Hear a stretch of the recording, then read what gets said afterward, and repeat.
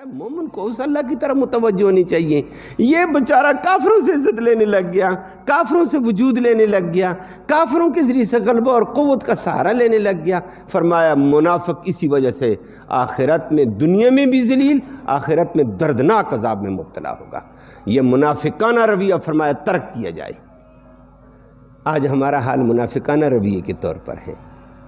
ایک ریاست تڑپ رہی ہے، بچے بلبلا رہے ہیں، دنیا کے سامنے بچے ختم کر دیے، عورتیں مار دی ہیں، نسل کشی ہو رہی ہے، اور جرت کے ساتھ بولنے والا کوئی نہیں۔ کیوں؟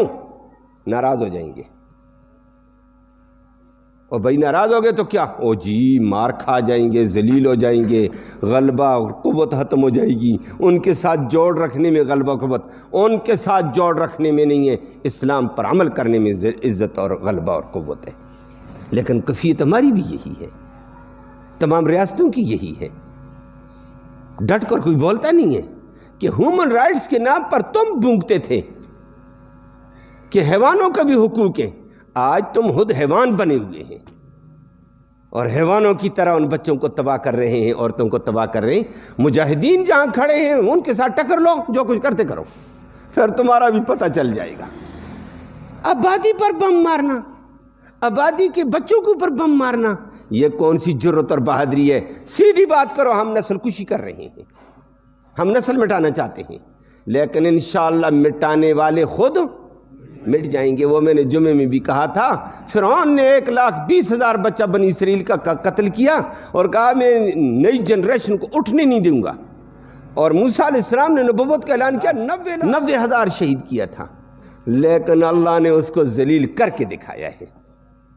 اللہ نے جس کو ذلیل کرنا ہے وہ ذلیل ہوگا انشاءاللہ، اور جس کو مٹانا اللہ اس کو مٹائے گا، جس کو زندہ رکھنا ہے اس کو اللہ زندہ رکھے گا، اور یہی انشاءاللہ ان کی بربادی کا ذریعہ بنیں گے انشاءاللہ۔ اللہ رب العالمین ان کو سپر طاقتوں کو برباد، کفر طاقتوں کو برباد فرمائے۔ فلسطین کے نہتے مسلمانوں کی اللہ غیبی مدد فرمائے۔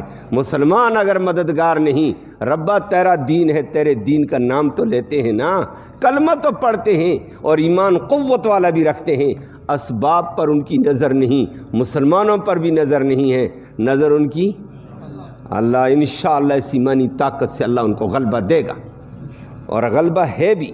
صرف بمباری کے آگے نسل کشی ہو رہی ہے، زمینی طور پر جتنے بے ایمان آئے ذلیل ہو کر گئے ہیں۔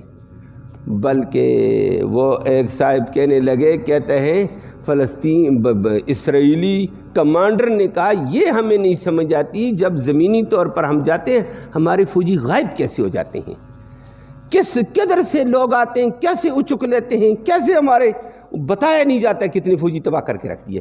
زمینی حملے میں انشاءاللہ ابھی ان کی تباہی جاری ہے، اور بلاخر نتیجہ بھی ان کی تباہی پر آئے گا انشاءاللہ۔